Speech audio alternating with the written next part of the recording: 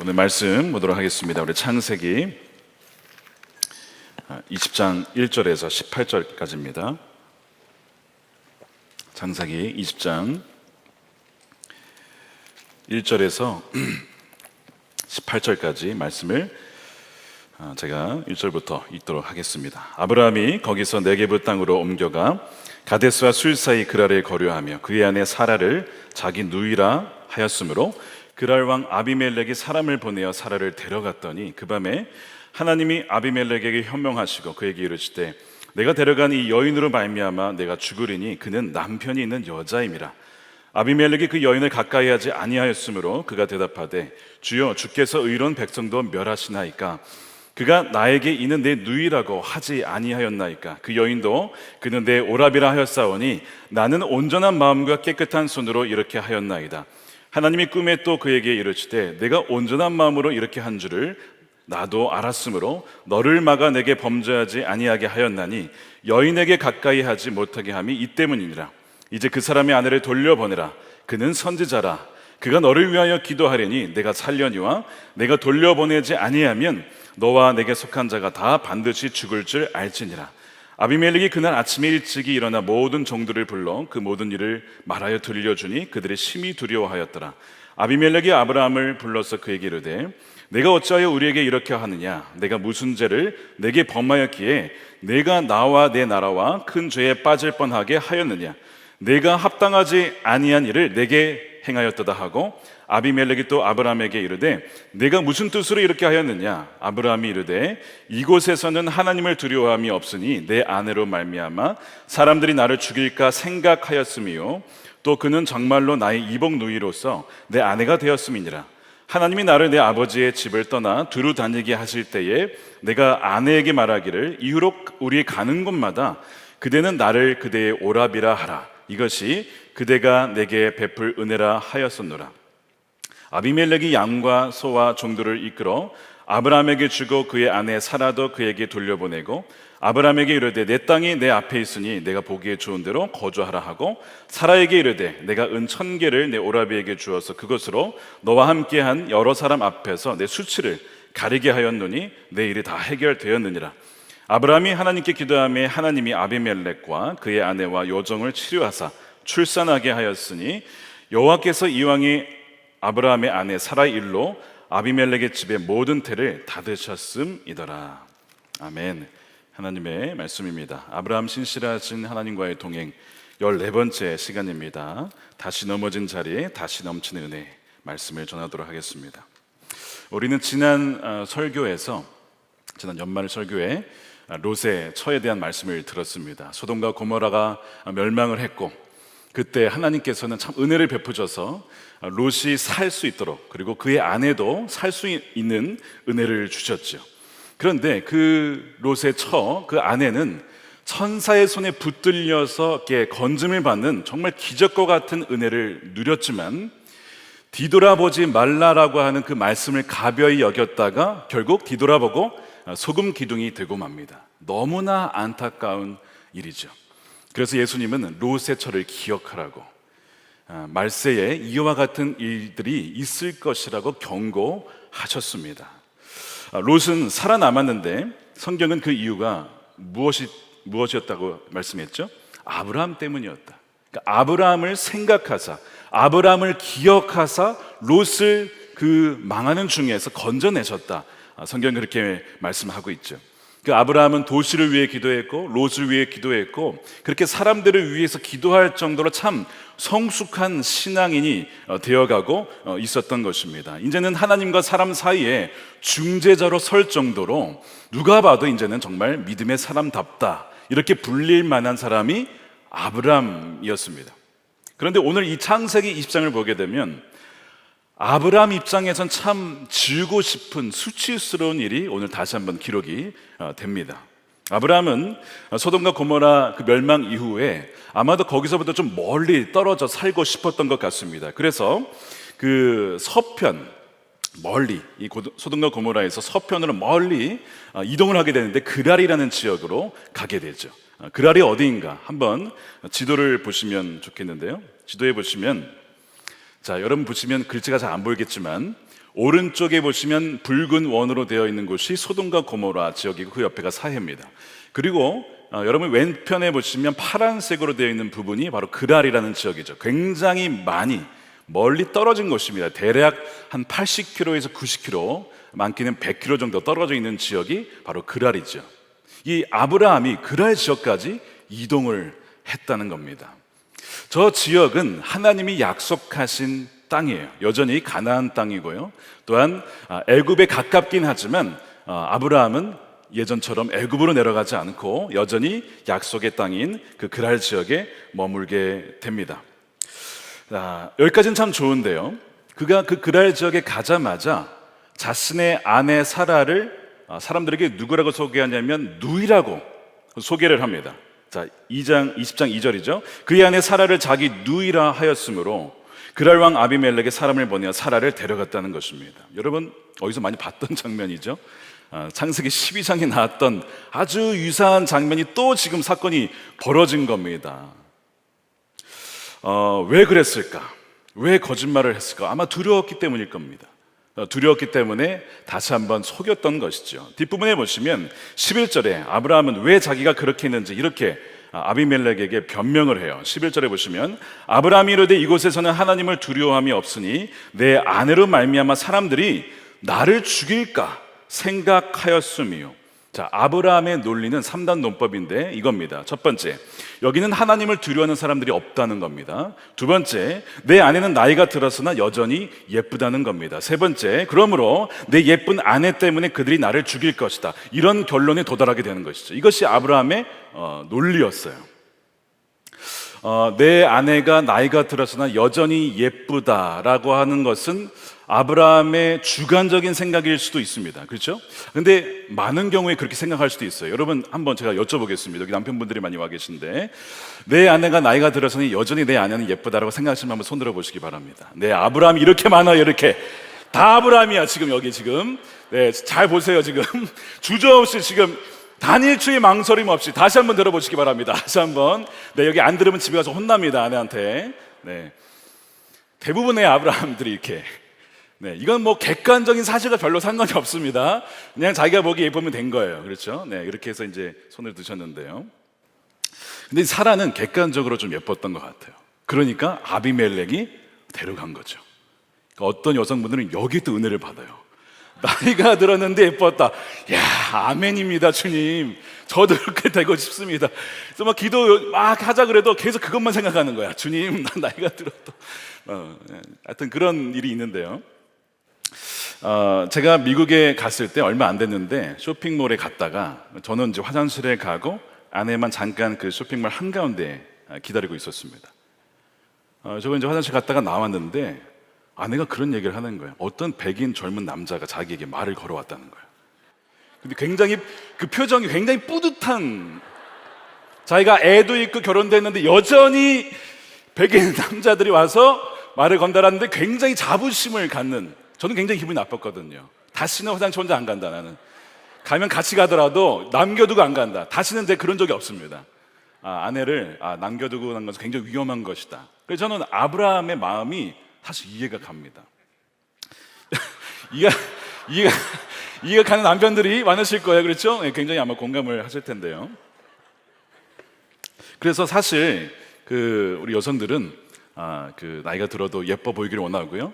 또 계속 확인합니다. 남자들에게 나 예뻐 이렇게. 남자들은 그런 거 묻는 거 별로 안 좋아해요, 사실. 그냥 그래서 그럴 때마다 당신 정말 예뻐, 그렇게 믿음으로 고백해 주시길 바랍니다. 그 가정의 평화를 위해서 좋은 거예요. 뭐 어쨌든 이상한 대로 샜는데 사라가 예쁜 것은 객관적인 사실이었습니다. 아비멜렉이 데려갈 정도로 좀 이해가 안 돼요, 사실. 거의 이제 뭐 90이 넘은 나이가 그런데요, 사라를 데려갔다. 그러니까 아마 그 당시에 수명이 길었기 때문에 아마 그 나이가 되었어도 아마 꽤 젊지 않았을까, 젊게 보이지 않았을까, 그런 생각이 듭니다.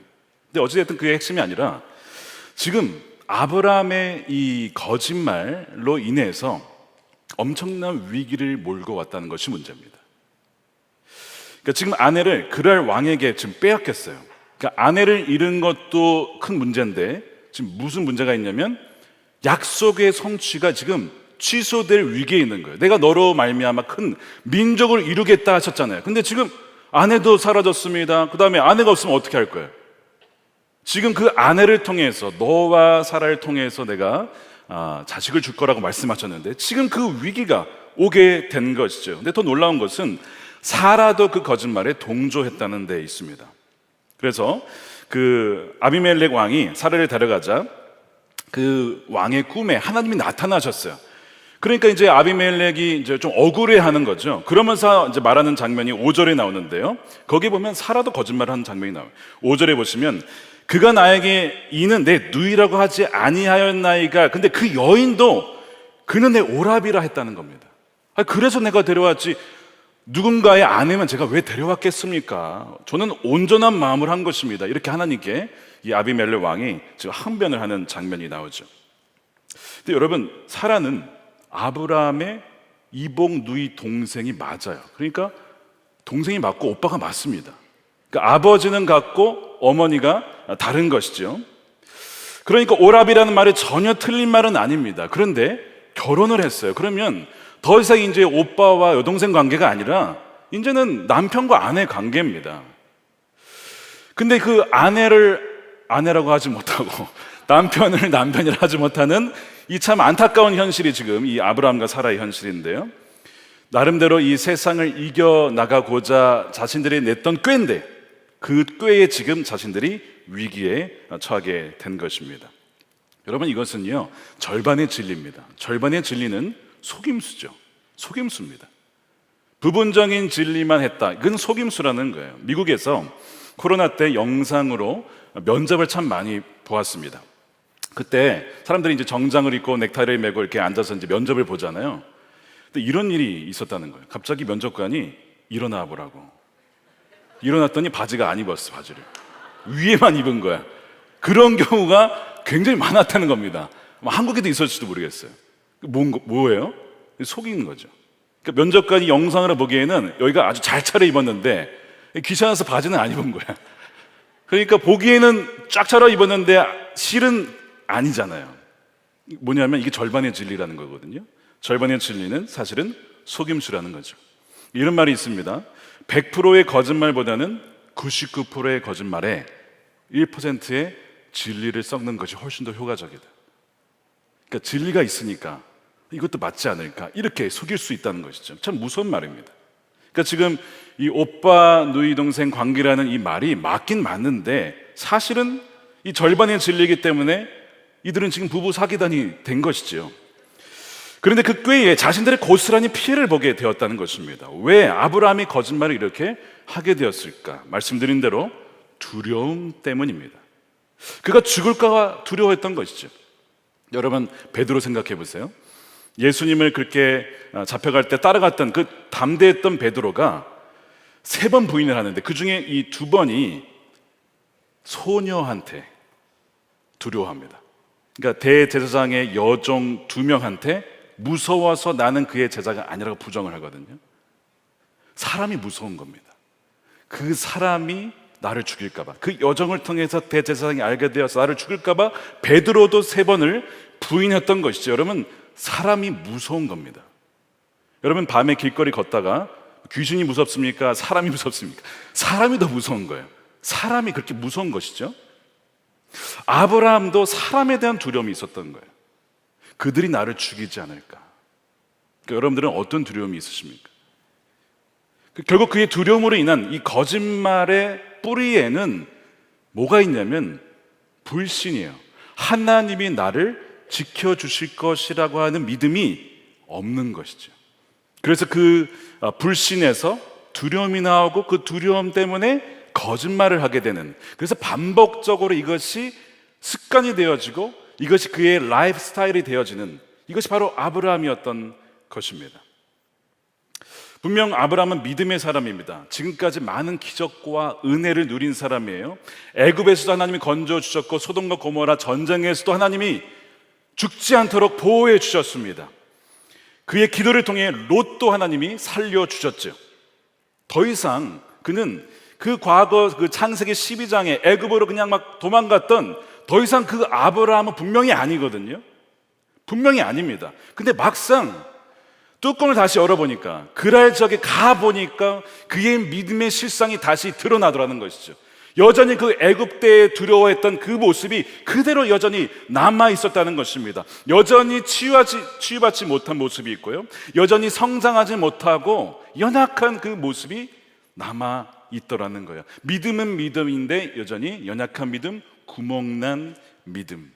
어느 영역에서는 참 믿음스러운데 믿음이 강하지만 어느 영역에 있어서는 여지없이 약한 그 모습이 있더라는 것입니다. 자, 그러면 이 아브라함의 두려움이 언제부터 시작됐느냐?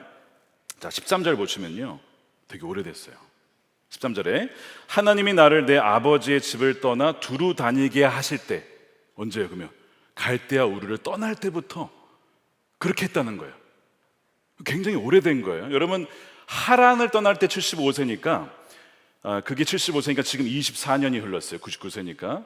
자, 그러면 우르에서 떠날 때는 좀 더 오래된 거죠. 그러니까 그것이 5년 전이라고 하더라도 한 30년 동안 계속 거짓말하며 살아오는 것이 이 아브라함의 삶이었습니다.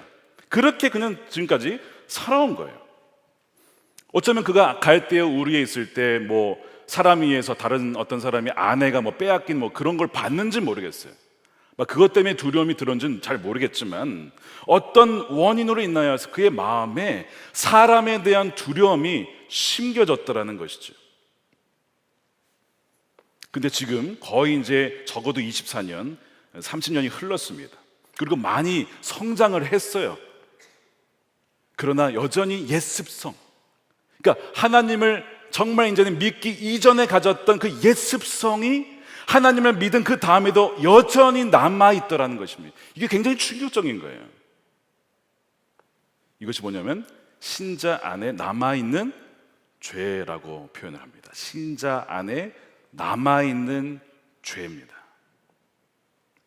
반복되는 거짓말과 같이 죄가 아무리 작아 보여도 이 신자 안에 남아있는 죄는 그 영혼을 약하게 만듭니다. 병들게 만들고 그 영혼이 성장하지 못하도록 큰 장애물이 된다는 거예요.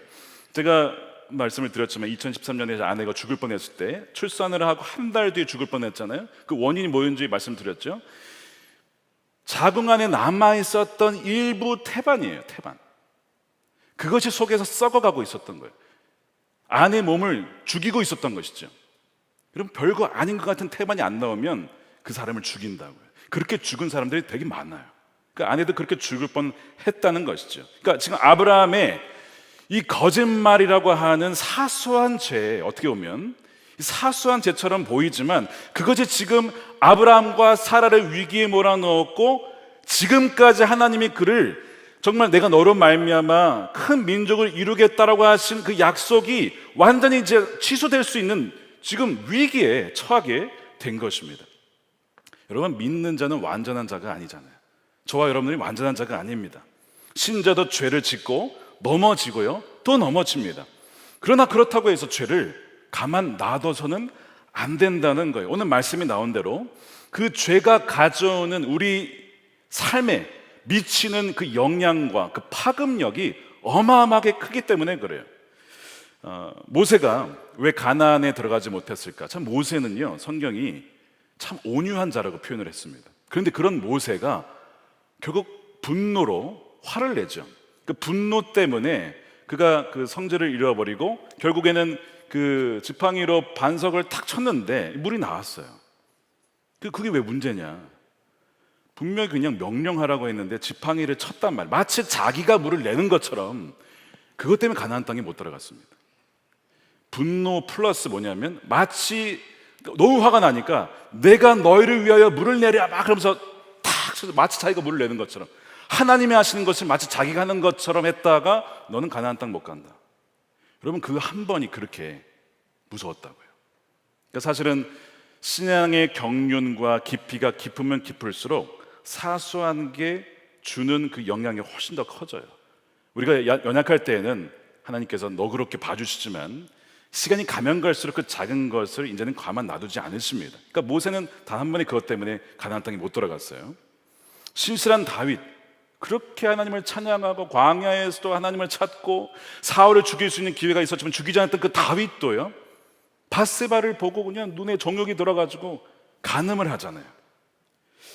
이런 죄가 우리 신자 안에 남아 있습니다. 우리 모두 안에 여전히 그 남아있는 그 죄가 있다는 것이죠. 우리가 지금 아브라함이나 모세나 다윗보다, 여러분 여기에 좀 더 그들보다 성숙한 분 계십니까? 나는 그들보다 더 성숙하다. 아마 없으실 거예요. 그들이 넘어졌다면 여러분 우리도 마찬가지라는 것이죠. 여러분 그걸 아셔야 됩니다. 고린도전서에는 원망하다가 멸망, 원망은 멸망, 여러분 이 공식을 이해하셔야 돼요. 어렵지 않죠? 원망은 멸망입니다. 이것이 이 원망이라는 것도 신자 안에 남아있는 옛습관 중에 하나가 될 수 있어요. 자, 고린도전서 10장 10절입니다. 우리 함께 읽어볼까요? 시작. 그들 가운데 어떤 사람들이 원망하다가 멸망시키는 자에게 멸망하였나니 너희는 그들과 같이 원망하지 말라. 그들에게 일어난 이런 일은 본보기가 되고 또한 말세를 만난 우리를 깨우치기 위하여 기록되었느니라. 그런즉 뭐예요? 선줄로 생각한 자는 넘어질까 조심하라. 여러분 원망이 별거 아닌 것 같지만 하나님 원망스러워요. 저 사람이 원망스러워요. 이런 원망 이꼴 멸망이라고요. 무서운 겁니다. 이 원망은 하나님의 섭리와 통치에 대한 불신을 표시하는 거예요. 그러므로 여러분 선줄로 나는 참 이제 믿음이 참 괜찮다라고 생각하는 사람들은 넘어질까봐 조심해야 돼요. 이것이 딱 아브라함에게 주신 말씀이고요, 저와 여러분들에게 주신 말씀입니다. 나는 언제든지 넘어질 수 있는 연약한 존재, 그러니까 자신을 여러분 신뢰하지 마십시오. 제가 교만에 대한 말씀을 할 때 그 말씀을 드렸어요. 자신을 신뢰하지 마라. 자신을 불신해야 된다. 그러니까 자신을 불신해야 내가 넘어지지 않도록 여러 가지 장치를 마련하는 거예요. 그래도 넘어질 수 있는데 자신을 신뢰하면요, 이건 말할 것도 없는 것이죠. 분명히 창세기 18장 19장을 통해서 아브라함은 이제 섰다 라고 할 만한 사람이 되었습니다. 그런데 오늘 보면요, 어이없게도 그 그랄 지역에 가서 무너지는 거예요. 과거에 그를 괴롭혔던 거짓말의 문제가 또 그를 괴롭히게 되는 것입니다. 이 아브라함이 머물게 된 이 그랄이라고 하는 지역은 말씀드린 대로 약속하신 땅이 하나님이, 그래서 애굽에 가깝긴 하지만 여전히 가나안 땅입니다. 나중에 창세기 26장에 이제 보면 이삭이 이 그랄 지역에 머뭅니다. 흉년이 들어서 애굽에 내려가야 되나 하다가 여기가 약속하신 땅이지, 하나님도 야 거기가 내가 준 땅이야, 너 거기 머물러 있어. 네 주님, 제가 여기에 머물겠습니다 했더니 하나님이 그 흉년의 때에 오히려 이삭에게는 100배의 풍년을 주셨어요. 결실을 주셨거든요. 거기가 어디라고요? 그랄 지역이에요. 이 그랄 지역은 굉장히 비옥한 지역이고 어떻게 보면 하나님이 정말 주신 땅입니다. 그런데 이 아브라함이 하나님을 믿지 못하니까 그렇게 복받은 땅도 그에게 복이 되지 못하더라는 것입니다. 하나님이 아무리 좋은 걸 주시려고 해도 여러분 믿지 못하면 그것이 내 것이, 우리의 것이 되지 못한다라는 것이죠. 그래서 우리는 여기서 그랄이 무엇인가 정의할 필요가 있는데요, 창세기 20장, 그러니까 26장 말고요, 20장에 나타난 그랄은 무엇이냐? 자, 이렇게 정의하고 싶습니다. 신자의 정체성을 잊고 옛 습관을 따라 살게 되는 어떤 영역입니다. 분명히 믿는 사람이에요. 저와 여러분 믿는 사람이잖아요. 근데 거기만 가면, 그때만 되면 믿기 이전에 옛 습성으로 돌아가고 그 습성대로 살아가게 되는 것, 그 장소, 그 시간, 거기가 그랄이라는 것이죠. 여러분 잘 생각해 보셔야 돼요. 여러분 정말 우리 주일 예배 드릴 때 또 교회 예배당에서 드리는 모습과 여러분들 평일날의 모습은 어떻습니까? 그러니까 어떤 분들은 주일에는 참 뜨겁게 예배를 드리는데요, 평일이 되면 신자의 정체성을 잃어버리는 분들이 계세요. 믿는 자들과 믿지 않는 자들과 별로 다를 바 없이 살아가게 되는 것이죠. 그러니까 그분에게는 그 평일이라고 하는 시간이 그의 그랄입니다. 평일이라는 시간, 썬데이 크리스천인 거죠. 어떤 분들은 주일에도 평일에도 신자의 정체성을 잘 지킵니다. 그런데 이 재정 영역에서만큼은 계속 두려워하고 염려하고 걱정하는 거예요. 그래서 노후를 준비하기 위해서 대비를 합니다. 중요한 것이죠. 지혜로운 것입니다. 그런데 계속 준비를 하고 쌓고 쌓는데도 계속 걱정이 돼. 거기가 그랄이에요. 그 재정 영역의 그랄이라고. 왜 그렇게 두려워하냐 이거예요. 어떤 분들은 믿음이 참 좋은데 이상하게 자녀 교육 영역만 가면 세속적으로 가. 자녀 교육 영역만 가면 세상이 하는 대로 그냥 따라가려고 그래요. 왜 꼭 스카이를 가야 됩니까? 그렇게 가는 거예요.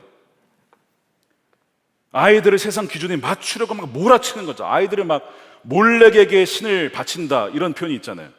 몰렉이라고는 신에게 자녀를 번제로 바친다. 아니, 도대체 무슨 욕망 때문에 누구 좋으라고 아이들을 그렇게 몰아치냐 이거죠. 그래서 지금 자녀 영역도 그랄이 될 수 있어요. 신자의 정체성을 벗어버리고 옛 습성 그대로 살아가는 영역, 자녀 교육의 영역이 이룰 수 있죠. 어떤 분들은 주일은 예배를 잘 드립니다. 근데 집에만 오면 달라지는 분들, 우리 교회는 없는 줄로 믿습니다. 배우자에게 대하는 게 달라지고 자녀에게 대하는 게 달라져요. 주일날 그렇게 예배를 잘 드렸는데 왜 집에선 다를까? 분명 집은요 생소한 곳이 아니죠. 그러니까 그냥 겉으로 보면 그랄 지역이 아니잖아요. 그랄은 처음 간 곳인데 집은 뭐 맨날 있는 곳이잖아요. 그런데 영적으로는 얼마든지 익숙하고 매일 사는 집조차도 그랄이 될 수 있어요. 왜냐하면 그랄은 말씀드린 대로 옛 습관대로 사는 방식이거든요. 영역이거든요. 집에서 교회에서 예배드릴 때의 모습과 다르다면요 거기가 그랄이죠. 왜 그러냐 이거죠. 뿌리가 결국에는요 불신입니다. 정말 주님의 통치하심을 받지 못하고 있는 거예요. 그래서 믿지 않았을 때 옛 습관을 그 갈대아 우르에서부터 그대로 가져와서 뭐가 그렇게 그게 소중하다고 30년을 간직하고 있어. 그거를 벌써 버렸어요. 이 모습을 30년간 고이고이 간직해서 가는 곳마다 그걸 꺼내보고 있네. 지금 아브라함의 거짓말이 그거라니까요. 지금 애굽과 그랄만 나왔지만 사실 지금 30년을 그렇게 살아왔다는 거예요. 그 중간에 분명 하나님 만났잖아요. 하나님도 그를 의롭다고 여기셨잖아요. 그런데 그의 삶의 모든 영역에 하나님에 대한 신뢰가 아직은 미치지 않았다는 것이죠. 그러니까 여러분 이 그랄이라는 영역을 여러분 잘 살펴보셔야 돼요. 나의 그랄의 영역은 어디냐? 여러분 그냥 남겨두시면 안 돼요. 반드시 거기를 하나님께 내어드리고 그 영역도 하나님이 다스리고 통치하시도록 드려야 된다는 거예요. 왜냐하면 그렇지 않으면 결국에는 그 신자 안에 남아있는 죄와 그랄에 가는 영역이 그 사람의 영혼을 서서히 죽이기 때문에 그렇습니다. 그러나 사실 오늘 본문이 우리를 불편하게 만드는 것은 이것만은 아니에요. 자, 신앙인이었던 아브라함과 이 사라보다 이 비신앙인이었던 아비멜렉이 더 정직해 보인다는 데 있습니다. 이것도 굉장히 불편한 사실이에요. 하나님이 이 일에 직접적으로 개입하시죠. 그리고 이제 결국에는 그 약속을 취소당하지 않도록 하나님이 이렇게 들어오시는데요. 아까 말씀드린 대로 아비멜렉의 꿈에 하나님이 나타나셨잖아요. 그리고 이제 그 여자는 남편이 있는 여자다가 알려주고 이제 돌려줘야 된다라고 말씀을 하십니다. 그러니까 아비멜렉 입장에서 굉장히 억울한 것인데 그가 이런 얘기를 합니다. 4절에 주여 주께서 의로운 백성도 멸하시나이까. 자기는 의롭다 이거예요. 자기는 지금 죄 지은 게 하나도 없다 이거죠. 그가 나에게 이는 내 누이라고 하지 아니하였나이까. 그 여인도 그는 내 오라비라 하였사오니 나는 온전한 마음과 깨끗한 손으로 이렇게 했습니다. 그러니까 지금 이 아비멜렉은 하나님 믿지는 않았지만 나는 간음 아니라는 거예요. 나는 누이라고 해서 데려온 거지 아니라는 것입니다. 고대 근동의 이 함무라비 법전을 비롯해서 그 과거의 기록을 보게 되면요, 이 간음을 사회를 무너뜨릴 수 있는 아주 엄청난 죄악으로 규정을 해놨어요. 그 당시 고대 근동 사회에서도. 그러니까 이 아비멜렉은 비록 하나님을 믿지는 않았지만 이 간음에 대해서는 아주 철저하게 지키고 있었던 어떤 신을 두려워했던 사람이라는 것이죠. 그래서 하나님도 그의 온전한 마음을 인정하십니다. 6절에 하나님의 꿈에 그에게 이르시되 너가 온전한 마음으로 이렇게 한 줄을 나도 알았으므로. 그래서 이 온전한 마음을 세 번역으로는 깨끗한 마음이라고, 하나님도 인정할 정도로 깨끗한 사람이 안 믿는 아비멜렉이었습니다. 자, 그러면 오늘 본문은 아브라함과 아비멜렉이 좀 대비를 이루고 있어요. 어떤 대비냐? 자, 두려워 떨며 반복하여 거짓말로 세상을 살아가면서 믿지 않는 자를 실족해 하는 신앙인 아브라함, 믿지 않는 자를 실족해 만드는 신앙인 아브라함이 나오고요, 여기는 온전하고 깨끗한 마음으로 신을 두려워하는 마음으로 살아가는 비신앙인 아비멜렉이 나옵니다. 이 둘이 지금 대조가 되고 있어요. 이 지금 너무 좀 불편한 얘기 아닙니까? 안 믿는 사람이 믿는 사람보다 겉으로 보기에 훨씬 더 나아 보인다는 사실입니다. 모순같이 보여요. 그 아비멜렉이 하나님 말씀을 듣고 사라를 돌려보냅니다.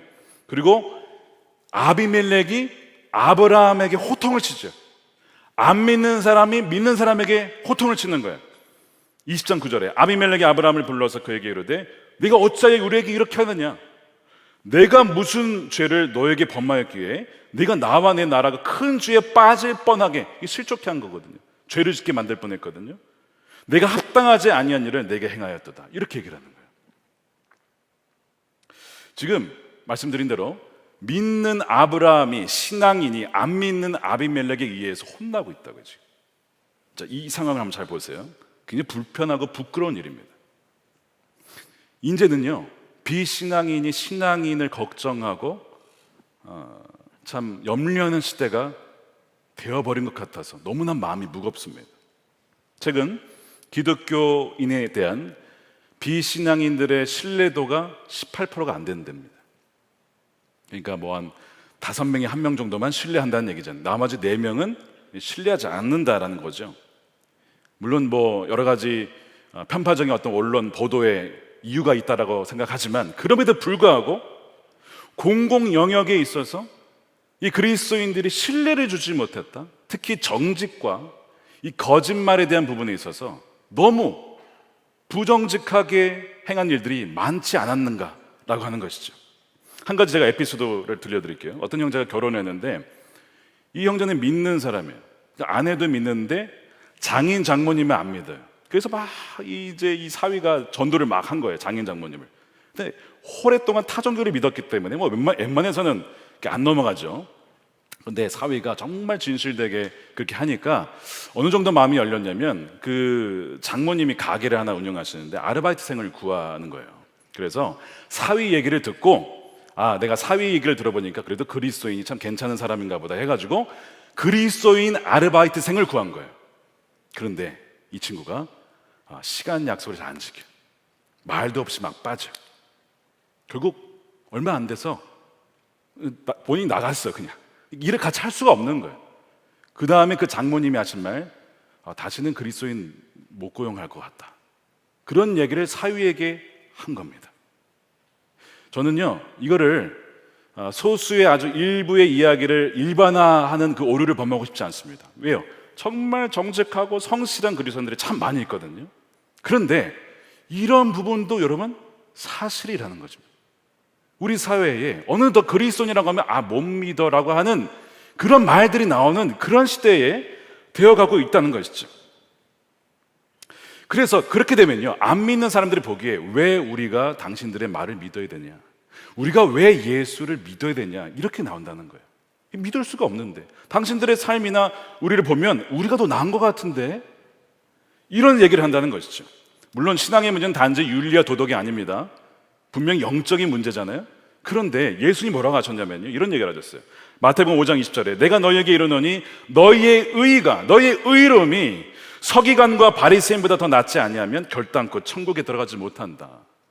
서기관과 바리새인은 겉으로 위선적으로만 착한 행실을 하면서 사는 사람들입니다. 그러면 안 된다는 거예요. 마음의 중심에서 겉과 속이 같아야죠. 그런데 어쨌든 위선적이긴 하지만 겉으로 보이는 그 모습만큼은 참 괜찮다는 것이죠. 너희는 그보다 더 나은 의, 즉 속도, 겉모습도 정말 정직하고 정말 윤리적으로도 흠이 없는 그런 삶을 살지 않으면 안 된다라고 주님이 말씀하시는 거잖아요. 여러분, 굉장히 중요한 말씀이고 굉장히 두려운 말씀이 아닐 수 없습니다. 근데 아브라함의 실상을 보면 하나님을 신뢰하는 믿음도 있지만 두려움이 뒤섞여 있습니다. 어떤 때는 하나님이 커 보이지만 어떤 때는 사람이 너무 커 보이는 거예요. 그 사람이 너무 커 보이니까 하나님이 너무 작아 보여요. 그래서 그 하나님이 내 삶에 전혀 간섭할 것 같지가 않아 보인다는 거죠. 이것이 아브라함의 실상이었고요, 이것이 저와 여러분의 실상 아닐까요? 여러분, 정말 사람보다 하나님이 더 커 보이십니까? 아니면 사람이 너무 커서 사람이 두려우십니까? 그래서 상황에 압도가 되십니까? 여러분, 믿는 자라고 해도 사람에 대한 두려움, 상황에 주는 압박을 받을 수 있어요. 아브라함도 두려워했고 여호수아도 두려워했습니다. 그런데 여러분, 어떻게 우리가 아는 지금 이 아브라함이 그 믿음의 조상 아브라함이 되느냐, 이제 이게 지금 우리의 질문이 되어야 됩니다. 아니, 어떻게 지금 20장까지 왔는데 아브라함이 이 상태라면 이제 21장, 22장에 가면요, 이삭을 바치는 아브라함이 나와요. 이제 2장 남았어요. 이제 얼마 안 남았어 지금. 근데 어떻게 이 아브라함이 우리가 아는 그 아브라함이 됐냐 이거야. 어떻게 됐을까? 궁금하지 않아요? 엄청나게 수행을 했을까? 금식하며 산에 올라가서 나오지 않아 뭐 이렇게 했을까요? 우리가 아는 그 아브라함이 되게 된 그 키가, 핵심 키가 오늘 본문에 나옵니다. 오늘 본문에 아브라함의 두려움, 그로 인한 반복되는 거짓말은 그를 위기로 몰고 갔습니다. 성경은 결코 그의 이런 모습이 잘 되었다라고 말하지 않아요. 경고하고 있어요. 아까 아비멜렉을 통해서 호통을 쳤잖아요. 잘못됐다는 거거든요. 근데 놀랍게도 이 연약한 아브라함에 대한 하나님의 반응을 한번 보시기 바랍니다. 한번 쫙 읽어보세요. 하나님의 반응을 보세요. 하나님의 반응이 이 아비멜렉과의 대화 속에서 나타납니다. 7절이에요. 이제 그 사람의 아내를 돌려보내라. 그는 선지자라. 뭐라고요? 선지자래요. 세 번역에는 예언자래요. 하나님 뭔가 잘못하신 것 같은데 지금 아브라함이 계속 거짓말쟁인 거 하나님 모르십니까? 무슨 아브라함이 선지자예요, 무슨 예언자예요. 근데 하나님 분명히 지금 그는 선지자라. 그가 너를 위하여 기도할 것인데 그럼 너가 살 것이고 너가 돌려보지 않으면 너와 내 속한 자가 다 반드시 죽을 것이다. 자, 아브라함은 하나님의 보호하심과 하나님의 그 은혜를 의심했어요. 이 땅에서는 하나님이 나를 지켜주지 못할까, 그러니까 내가 거짓말을 해서 그렇게 살아나야 돼, 의심했다고요, 하나님을. 그래서 다시 넘어지고 또 넘어진 것이죠. 거짓말을 반복한 것입니다. 하나님에 대한 불신이었어요. 그런데 하나님은 그를 뭐라고요? 선지자라고 부르는 거예요. 선지자래요. 예언자래요. 순 거짓말쟁이 겁쟁이더러 예언자요 선지자라고 하시는 겁니다. 예언자는 누구죠? 하나님의 말을 그대로 가감없이 전하는 자잖아요. 그것이 예언자거든요. 근데 무슨 거짓말쟁이 입술을 통해서 무슨 하나님 말씀을 가감없이 전합니까? 말도 안 되는 거잖아요. 어떻게 이 거짓말쟁이와 같은 아브라함을 향하여서 하나님은 선지자라고 하실 수 있을까? 이것이 어떻게 가능하냐? 여러분, 이것이 왜 가능한지 아십니까? 여러분, 이제 이것이 오늘의 핵심입니다. 하나님은요, 아브라함을 지금 현재의 모습이 아니라 앞으로 되어질 모습으로 보았기 때문에 그래요. 굉장히 중요한 포인트입니다. 그분의 관점이에요. 물론 아브라함은 거짓말을 했고 반복적인 죄를 졌고 계속 두려워했고 습관적으로 그렇게 빠졌지만, 그러나 하나님은 지금만 보는 것이 아니라 하나님은 과거와 현재 미래를 다 보시잖아요. 그가 되어질 모습을 보시고 현재를 보시는 거예요.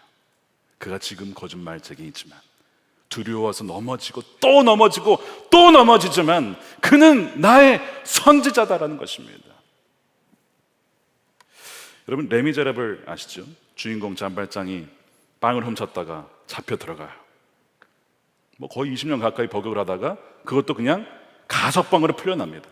자베르 경감이 계속 따라다니면서 당신은 죄인이야, 당신은 죄인, 너는 변하지 않았어, 막 계속 그런 얘기를 하죠. 그러다가 그가 장발장의 미리엘 주교를 만납니다. 그 장발장을 따뜻하게 환대해주고 나의 형제라고 불러주면서 나의 집처럼 당신의 집이라고 그렇게 말을 해주면서 자라고 하죠. 그런데 이 장발장이 새벽에 그 은그릇, 그 집에 있었던 은그릇을 몰래 훔쳐서 도망갑니다. 그러다가 헌병에게 붙잡혀서 다시 끌려와요. 우리가 도둑놈을 잡아왔습니다, 주교님, 어떻게 할까요? 했더니 그 미리엘 주교가 어떻게 합니까? 이 도둑놈! 이라고 했습니까? 아니요. 아니, 내가 은초 때도 줬는데 왜 이건 두고 갔어? 이것도 가져가야지. 이걸 가져가서 가난한 사람들을 도와주게. 아유, 이거 놓고 갔어. 이거 도둑놈 아닙니다. 장발장이 거기에서 회심을 하는 거예요. 나는 도둑놈인데, 나는 미래를 주기 위해 사랑을, 환대를 배신하고 훔쳤는데 나를 도둑놈이라 하지 않고 나를 형제라고 불러주는 도대체 이 사랑은 뭔가? 사람은 정죄로 바뀌지 않고 사랑과 자비에 의해서 바뀌게 돼요. 그 은혜로 바뀌게 되는 것이죠. 장발장은 시장이 됩니다. 정말 가난한 사람들을 보호해주고 돕는 사람이 되죠. 여러분, 이것이 하나님이 아브라함을 보시는 관점이에요. 십자가에서 봤을 때 그의 죄의 뿌리는 이미 뽑혀졌다는 것이죠. 그의 전에 이미 사하여졌다는 것이. 그래서 다시 넘어진 자리에 뭐예요? 다시 넘치는 은혜가 있다는 것입니다. 신자 안에 분명히 남아있는 죄가 있지만, 그러나 하나님이 부어주시는 그 은혜는 그것과 비교할 수 없이 풍성하게 넘쳐 흐른다는 사실입니다. 자, 로마서 5장 17절 말씀을 함께 읽어볼게요. 시작. 아담 한 사람의 범죄 때문에 그 한 사람으로 말미암아 죽음이 왕노릇하게 되었다면, 넘치는 은혜와 의의 선물을 받는 사람들은 예수 그리스도 한 분으로 말미암아 생명 안에서 왕노릇하게 되리라는 것은 더욱더 확실합니다. 죄가 얼마나 강력한지 우리를 사로잡습니다.